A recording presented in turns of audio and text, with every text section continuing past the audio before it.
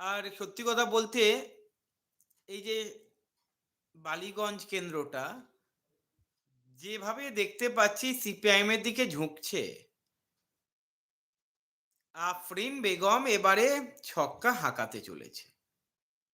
আর অন্যদিকে বাদুড়িয়া বিধানসভার কেন্দ্র বলবো, আইএসএফ এর প্রার্থী কুতুবুদ্দিন ফতেহি এবারে হয়তো তৃণমূলের কাছ থেকে ছিনিয়ে নিতে চলেছে এই বাদুড়িয়া আসনটা।